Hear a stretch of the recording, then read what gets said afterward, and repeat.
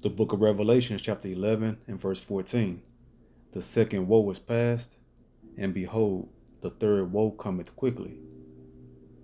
Giving all praises, honor, and glory to the Most High Power, Yahweh, Bahasham, Yahweh Shai, Bahasham, Recha Kodash, Brakta Yahweh, Brakta Yahweh Shai, Brakta Recha Kodash, Bahasham, Yahweh Shai, Bahasham, Recha Kodash. Shalom and double honors unto the elder apostles of Great Millstone. Shalom to the elders in the Akim and the Akwath of the hopeful elect. Want to go into a quick video and just give a quick update for World War III. And right here in Revelations 11 and 14, where it says the second woe is past, and behold, the third woe cometh quickly. That woe represents war. So we've already had two woes, which is two wars, World War I and World War II, right? And so the third woe cometh quickly. The third world war is coming quickly and is now at the doorstep, along with the other main last major prophecies of the mark that go in your hand, right? Where you won't be able to buy and sell without it. And then Jacob's trouble, which, is going to befall upon, the Israelites, so-called blacks, Latinos, Native American Indians, the lost 12 tribes of Israel, and then all men throughout the earth as well. So, and then the grandest return, the greatest prophecy of the Messiah returning, right? With those, as those thermonuclear missiles are hitting. So that's the sequence of events that are overlapping, along with the pestilences and the famines, right? So everything is coming. This is one great mighty end to the worst kingdom and the most wicked kingdom in the history of mankind. So here in this article here, there was some breaking news. I think it happened yesterday. It says U.S. and Germany ready to send tanks to Ukraine. Reports. So, as in other previous videos about World War III and Russia, going the latest developments and everything I've done over the last year, and plus speaking about how the battle with Ukraine and Russia, that's just a preliminary. It's like a fight card, right, for a pay-per-view, like an MMA fight. And you have your early stages, the early fights, which isn't on the main card, but little skirmishes, right? That's the same thing with Ukraine and Russia, little small battles. And then it's going to develop, and then it's going to head to the main event, to the main card, the bigger battles, which is Russia's going to push west towards the Western NATO allies of Russia, of America, right? Until the main event of the USA, the whore versus the bear Russia. And then the ultimate end is going to be those thermonuclear missiles flying. And so, then the Messiah returning and beaming up and saving the elect of Israel out of that destruction. But so it says here, after months of reluctance, the U.S. and Germany reportedly plan to send tanks to Ukraine, in what Kyiv, that's what the capital city over there in Ukraine, and what Kyiv hopes will be a game changer on the battlefield. So them sending tanks is a clear indicator that World War III is about to it's about to become very active now. It's been little skirmishes here and there. There's been a little battle between Russia and rockets being shot off, but the main tanks are about to hit the ground now, so World War III is ramping up in a major way. It says U.S. President Joe Biden's administration is expected to announce plans to send at least 30 M1 Abrams tanks. And so anyone that knows about these tanks, this is America's main ground battlefield tank. And that's a major development, because America is known for its military and its war power and its might, right? Military power. If they're sending their main tank, then it's definitely right around the corner for everything to go full blown World War III, because that's their main battlefield tanks. So reading on, it says, U.S. President Joe Biden's administration is expected to announce plans to send at least 30 M1 Abrams tanks. German Chancellor Olaf Scholz has also reportedly decided to send at least 14 Leopard 2 tanks. He is set to speak in Parliament on Wednesday morning. So he spoke earlier this morning. So I'll have to go ahead and pull the article and see what was happening with that. Lord will, I can make a follow up to that. But but we already know the outcome is just it's all biblical prophecy, right? That they are going into war, and it's ramping up, and now in 2023 because they kind of things were a little bit slower because of this Folly Day season, but now that that's over with, and everybody got lulled back to sleep, with these evil holidays, and now World War III is ramping up on a major scale. It's continuing where they left off, and so it says Russia's ambassador to the U.S. said the news was quote unquote another blatant provocation. So Russia is just kind of sitting back, and they're just trying to take back their old landmass, which was a part of the old Soviet Union, which now came known as Ukraine, right? That's their territory that they're trying to take back, but America is not having it, and America and its allies, with NATO and the EU, they're trying to stop Russia from taking that landmass, and they're steadily poking the bear of Russia until this thermonuclear war. And reading on, it says, the Kremlin spokesman said Germany's reported decision would bring nothing good and leave a lasting mark on relations with Russia. The relations are never going to be the same. It's heading to World War III, and that's the Most High stirring up and mustering the host of the battle for World War III. And that's the Most High sending that ambassador among the heathen, as I brought out in my last video, Obadiah, the first 4 verses. So that's the Most High stirring up all the spirits of Russia, and even Russia, America, everyone.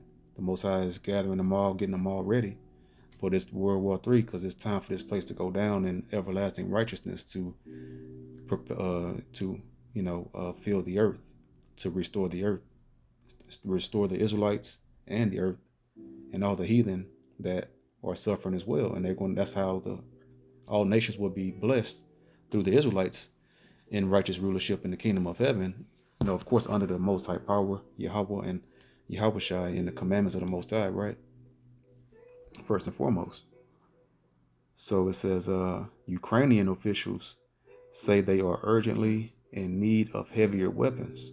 So, this Zelensky, Ukraine's president, he's always requesting military aid, and they always send billions every month since last year to aid. They've been sending money. They've been sending billions monthly, I believe, right, to Ukraine, Biden and them.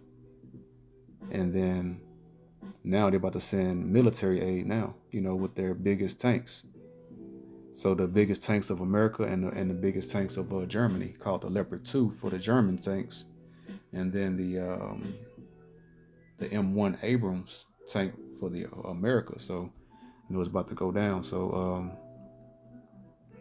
it says Washington has cited the extensive training and maintenance required for the high-tech Abrams. So they've been schooling, teaching up Ukraine on how to properly utilize and keep up these tanks that they're about to send to Ukraine. Germans have endured months of painful political debate amid concerns that sending tanks would escalate the conflict and make NATO a direct party to the war with Russia. Of course, you see, and this is part of the phases of the allied nations with the whore, with NATO, beginning to hate, hating the whore, because they're getting, tired of the whore, America, Babylon the Great, instigating all of these wars. And then they're going to eventually, like the scriptures say, they're going to turn on the whore and burn her with fire. They're going to link up with Russia, and they're going to turn on America as well. But this is that right there shows you the um, the divide that they're having, because they're not wanting to join, but then the influence and the pressure from America at the head, right, is dragging their allies into that battle with Russia. So it says right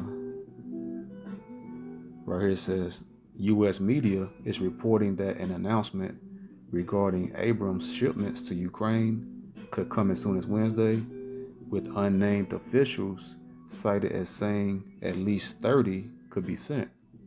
So, these tanks are serious business. And so it's going to be, America and everyone that they're going to be able to, release all of their toys that they've been building all of these decades since the Cold War. And they're about to start using them out there on the battlefield. And then it's going to escalate more and more until their biggest gun, which is those thermonuclear missiles, is going to fly. But it's going to be, tanks and jets and rockets and everything. This cave beast, Esau Edom, the so-called white race, they got to be put down, because it's just going to be nothing but chaos and straight, murder and wars until it will never end with them, that, because that's their blessing, the sword from Esau. When Jacob blessed Esau with the sword, he said, "By thy sword shalt thou live." And that sword, a modern day sword, are guns, military weapons, the tanks, rockets, fighter jets, and ultimately what? Those thermonuclear missiles. And that's all he knows. That's all he's going to do. The earth is not meant to be a war zone. It's meant to be a peaceful paradise for the Israelites to rule under Yahweh and Yahweh Shai for eternity, right? Because the earth is beautiful, but it's being destroyed by the cave beast, Esau Edom, the Edomites, the so-called white race. And so I'll leave a link to this, article in the description box. You guys, can finish reading up on it, yourself if you want. But we'll go ahead and get some more precepts. So we'll go to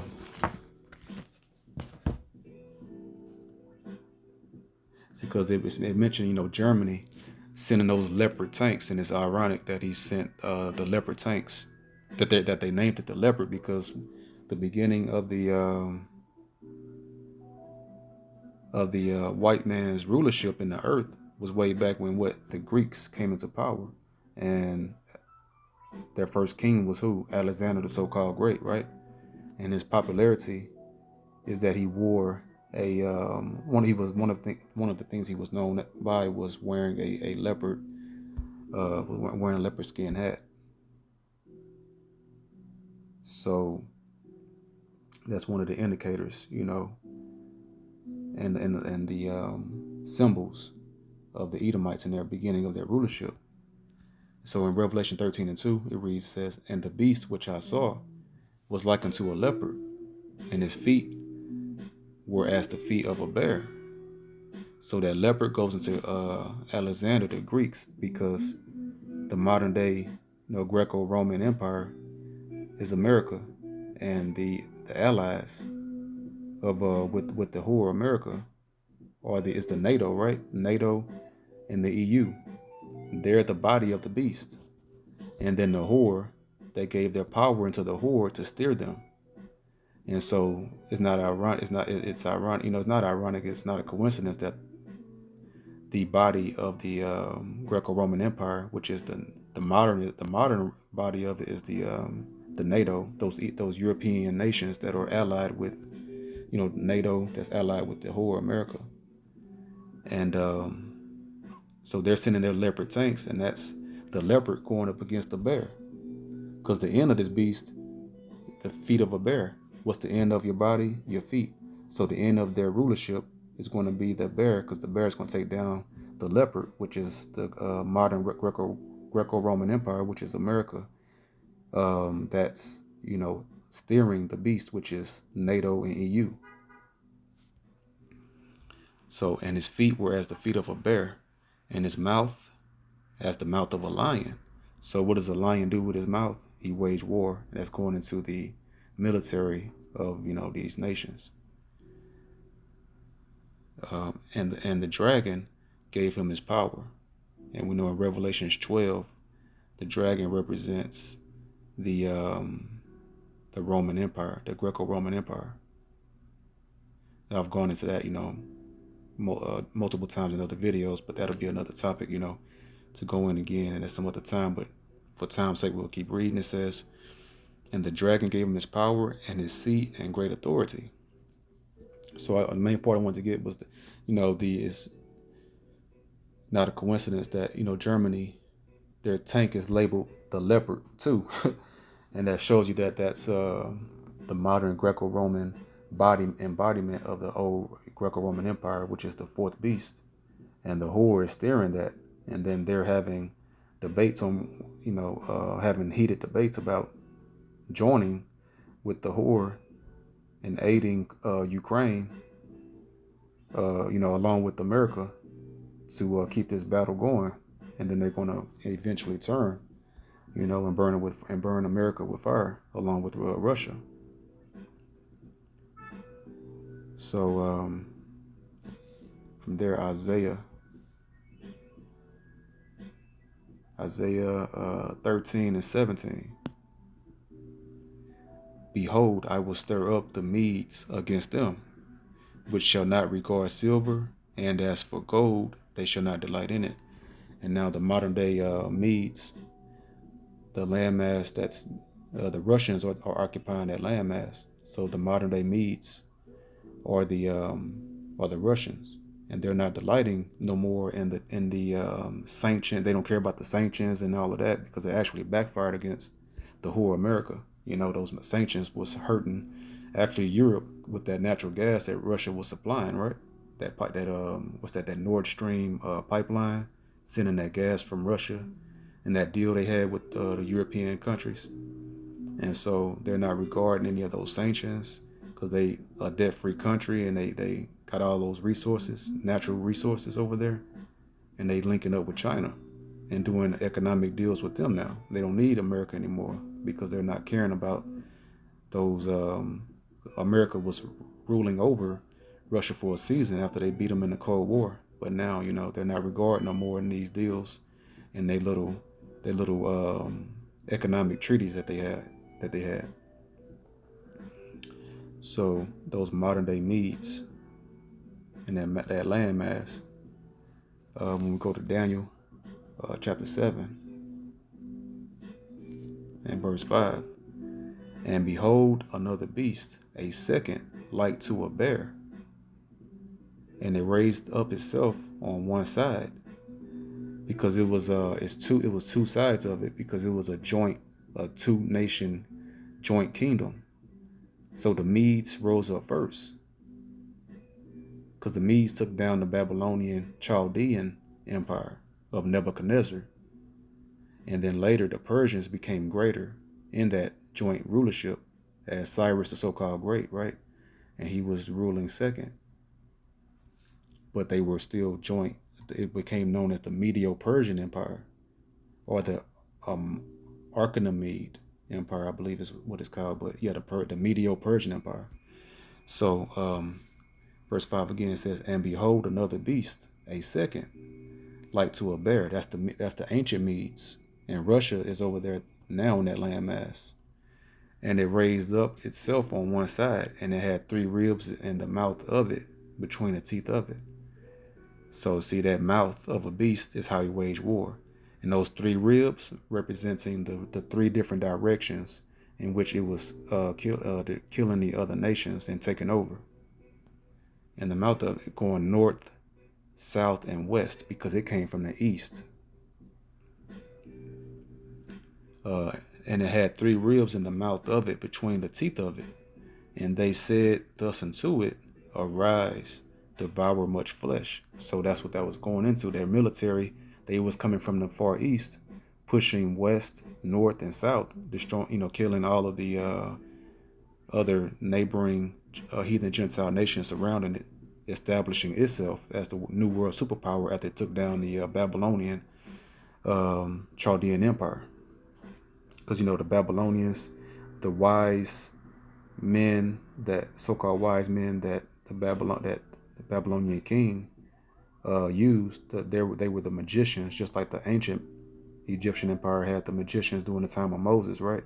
And Moses shut them down with the staff and was doing those miracles the Most High was sending forth through, giving Moses the power through that staff to perform those miracles. And so the same thing with the Babylonian Chaldeans. The Chaldeans was the magicians and astrologers and the witchcraft sorcerers during that time as well. And so going to Daniel chapter 5, because the people that was rose up first of that second beast of that Medo-Persian Empire, the Medes started first in Daniel 5:30. And that night was Belshazzar, the king of the Chaldeans, slain. So the Chaldeans was joint, with the Babylonian Empire. So the Babylonian Empire got taken down in verse 31. And Darius the Median took the kingdom. So the Median, that's the long way to say Medes. So Medes for short. And Darius the Mede took the kingdom, being about 62 years old. So he was an older man. He was like 60. He was 62 years old. So one score is 20. So 3 times 20 is 60. He was 62 years old. And so Darius the Mede took down the Babylonian Chaldeans empire, because the first beast was the Babylonian Empire of Nebuchadnezzar and the kings. Belshazzar was the son, of Nebuchadnezzar, right?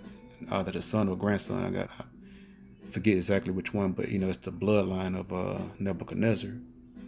And then Darius the Mede took down the Babylonians, and that's what's going. And there's nothing new under the sun. The modern day Medes, or the Russians, are going to take down the modern Babylonian empire, which is Babylon the Great. So just want to put those titles together. That's that feet of a bear, because because as we read in Daniel 7 here and 5, it says, and behold another beast, a second like to a bear, and that's that feet of a bear, which is the Medes.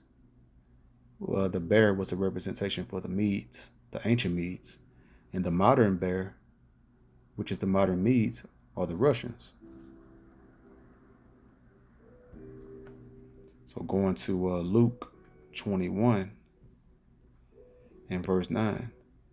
But when ye shall hear of wars and commotions, see, we're hearing about these wars and they sending tanks is ramping up, right? And these commotions, instability, a state of disorder, disturbance, confusion. And we know Babylon means confusion, right?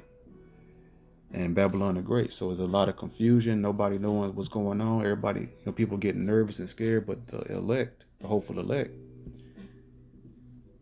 they have nothing to worry about, because none of these things will come near the elect. It will not come near the anointed. Excuse me, it won't come near the anointed, which is the elect of Israel. Because when you believe upon the Messiah, the blood, you'll be, the blood of the Messiah, Yahweh Shai, will wash you clean and anoint you to be saved and beamed up, just the way he was beamed up when he returned to the Father to sit on the right hand until he's about to return in these last days. So it says, but when they shall hear of wars and commotions, be not terrified. See, don't worry about it. For these things must first come to pass, but the end is not by and by. So these things must come to pass. So we gotta be, should be happy about it, even though it's a bit concerning. But what the scripture just say, be not terrified, because they have to come to pass. So we should be wanting these things to come to pass, because if we are of the elect, then we have nothing to worry about, right? So that's why you do everything you can to work out your salvation with fear and trembling, to make your calling and election to be a part of the elect for salvation sure. It says, for these things must first come to pass, but the end is not by and by. So this is the beginning phases of the end right here. So this is the beginning of the end. Verse 10, then said he unto them, this is Yahweh Shai in the red speaking, nation shall rise against nation. And that's what's happening. The whore, America, Babylon the Great, and its allies, Germany, and the other Western NATO allies over there, in Europe about to send these tanks over there, rising up against Russia, and Russia is saying it's a provocation, a blatant provoking to this World War III, that third woe coming quickly. So, and kingdom against kingdom, the Russians, the China, China, Persia, which is Iran today, and then the Western Hemisphere with America and the NATO and EU. Verse 11, and great earthquakes shall be in diverse places, and that's been going on all over. Earthquakes in places never before that had earthquakes before, and famines, because they have what today called food insecurity, which is just famines, the beginning stages of that as well, and pestilences, and we know about the C-19 and other diseases, and fearful sights, and great signs shall there be from heaven. So those great signs, blood moon, blood skies. Sometimes over in certain areas throughout the earth, there's been red skies. I think over in China, I think it may be over in Russia somewhere. And then so just different signs in the chariots, different sightings of chariots, and different shapes in the skies. So these things are all coming to pass. So that's because why? It's not a coincidence that all of these things are happening. The Holy Bible is a living document, it's a living book. Because Yahushua, he is the word, John 1:1, he's the word, and he's living.